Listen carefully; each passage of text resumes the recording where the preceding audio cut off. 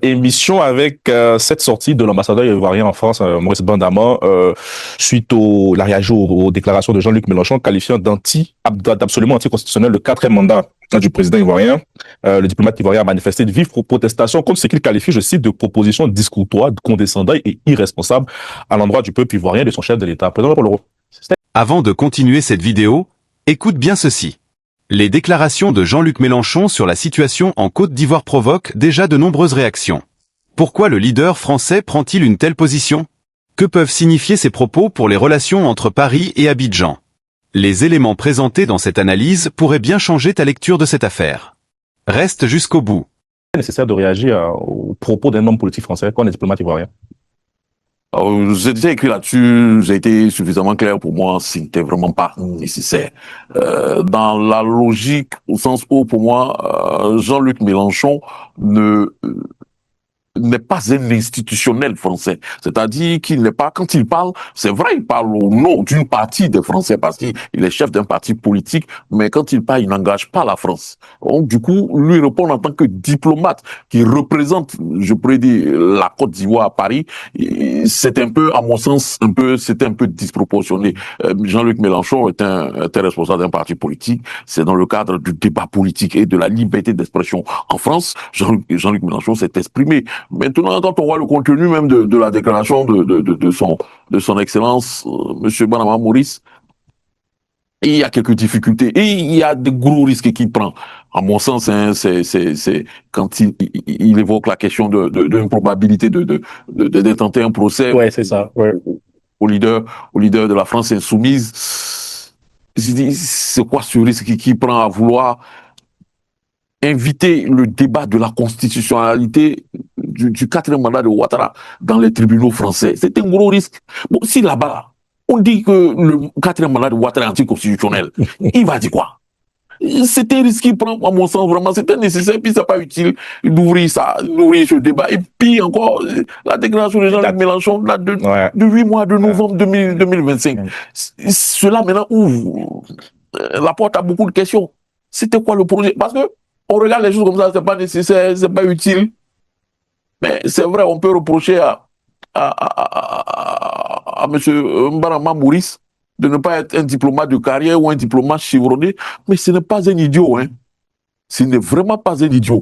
Est-ce que sa sortie correspond à quelque chose? Est-ce qu'il y a un enjeu derrière? Parce qu'il y a ce genre de choses-là, normalement, c'est pas un ambassadeur qui répond. Ça se passe au niveau des ministères des Affaires étrangères et autres. Voilà, il aurait pu laisser, mais s'il prend sur lui-même le fait de répondre, j'imagine qu'il a certainement demandé l'autorisation à son ministre et autres. C'est tellement qu'il a convaincu son ministre que lui, il peut parler, que lui, il doit parler, il peut pas laisser cette affaire. Il y a peut-être la question, pour moi, hein, qui a pris le temps de lire ce monsieur, parce qu'au-delà du fait qu'aujourd'hui, il est ambassadeur, mais ce monsieur est un écrivain de haut niveau, hein. Moi, c'est au début de mes années étudiantes que j'ai connu quand il gagne le grand prix littéraire d'Afrique noire, je crois, au début des années 90, avec son œuvre, son roman, le Chant des ténèbres. Aujourd'hui, il sort un livre qui est extraordinaire, qui est fabuleux, qui est brillant, c'est Sœur esclave.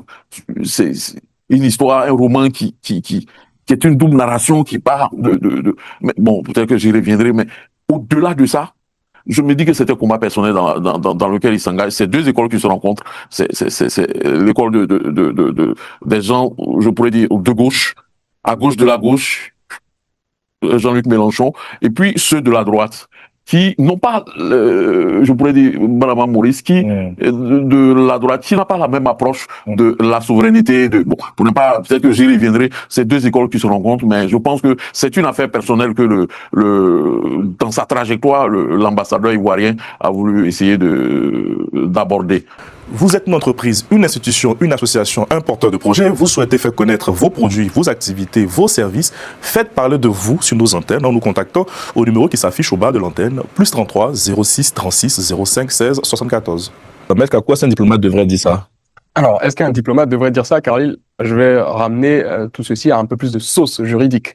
D'abord, le président Jean-Paul Leroux a parlé de la temporalité des propos. On parle ici de propos qui ont été tenus, puisque c'est avéré par Jean-Luc Mélenchon en novembre 2025. Aujourd'hui, donc nous nous situons 8 mois après, il y a déjà un premier point qui vient prendre le contre-pied de ce courrier officiel de Monsieur Bandama, c'est que ces faits-là sont prescrits.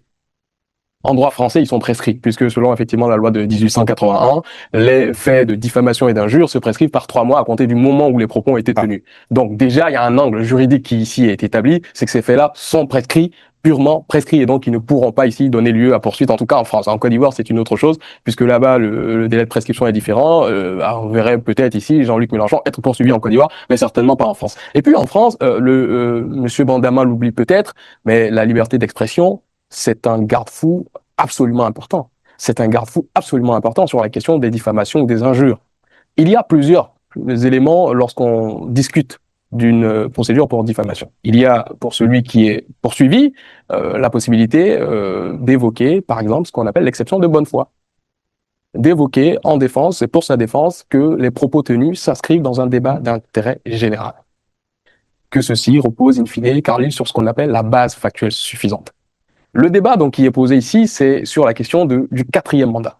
Est-ce que M. Jean-Luc Mélenchon, homme politique français, qui évoque une question de politique étrangère, s'est adossé ou pas sur une base factuelle suffisante? Moi, je serais tenté de dire oui, la base factuelle suffisante, c'est ce qu'a pu dire derrière l'État de Côte d'Ivoire au moment où il faisait adopter donc cette nouvelle constitution. On a encore en souvenir ces bouts de papier sur lesquels il était écrit noir sur blanc qu'il n'y avait pas de possibilité de faire un 3e mandat.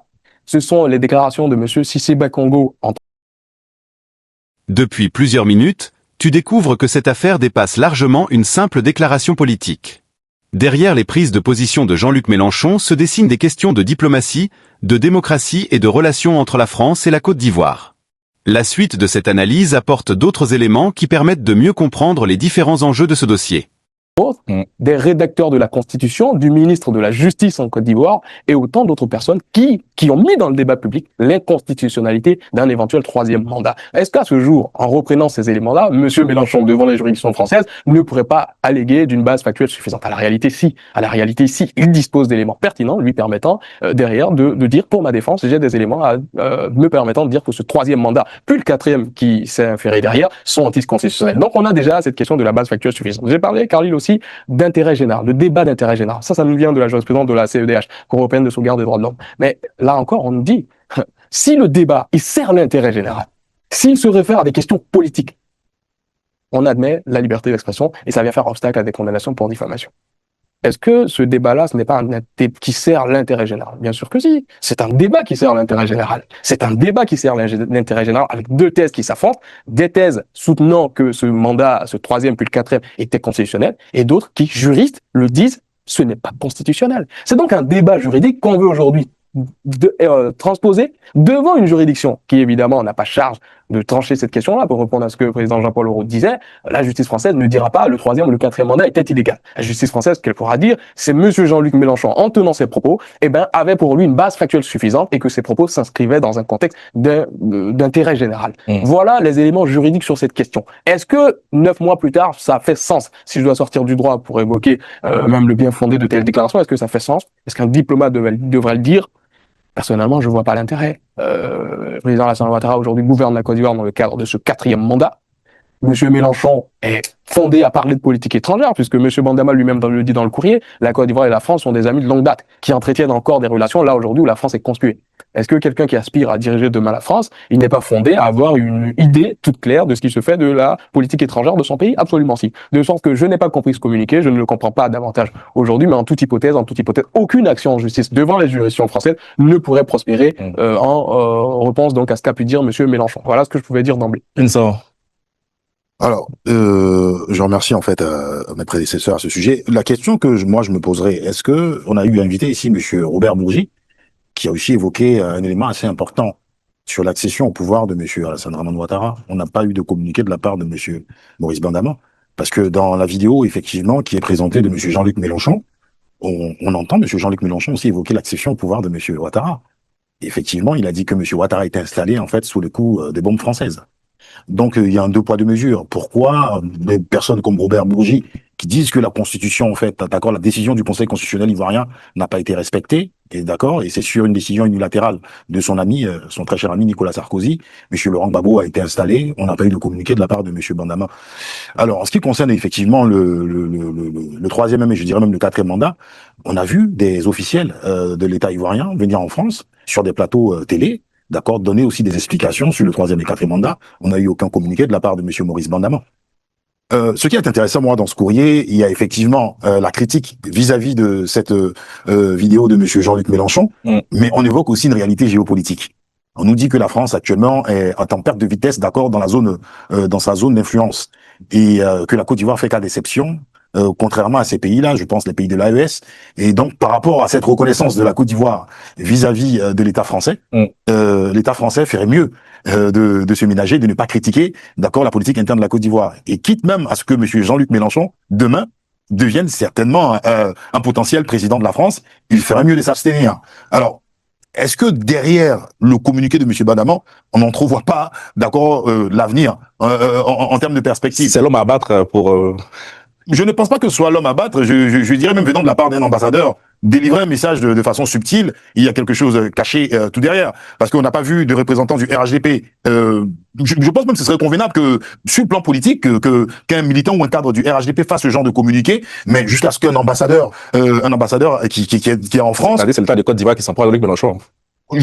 Oui, parce que Mélenchon n'est pas n'importe qui. C'est aussi c'est un candidat. Troisième de l'année présidentielle. Voilà, c'est un candidat à prendre quand même au sérieux en France. On a eu Monsieur Jean-Noël Barrot, Monsieur Barrot qui a dit non, la Côte d'Ivoire, elle est souveraine. Nous, on n'a pas de commentaires à faire. Mais voir un ambassadeur parler de cela et même évoquer une potentielle accession au pouvoir de Monsieur Mélenchon et dire que Monsieur Mélenchon n'a pas une posture reconnaissante vis-à-vis de la Côte d'Ivoire parce que la France est en perte de vitesse dans cette zone d'influence là. Je pense qu'il y a une petite forme de menace où il y a quelque chose peut-être que M.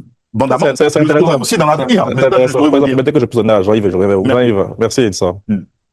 Ouais, je pense qu'on a posé la question et Khalil, tout à l'heure, tu as évoqué le point le plus important. Moi, je parlerai de la temporalité, c'est-à-dire que ces propos-là ont eu lieu, comme Maître l'a dit tout à l'heure, hein, il y a de cela plus de 8 mois. Maintenant, pourquoi aujourd'hui? Pourquoi aujourd'hui? Et on sait aussi que, en termes d'électorat de Jean-Luc Mélenchon, je dis que la diaspora, pour ne pas dire cette population, ces immigrés-là, il a plus de voix de ce côté-là. Donc, est-ce que de la part de Maurice Bandama, l'ambassadeur, est-ce que c'est pas d'essayer de diviser, je veux dire, cet électorat-là pour l'envoyer ailleurs, voire les faire comprendre? Tu viens de suivre une analyse d'un sujet qui alimente déjà un important débat politique.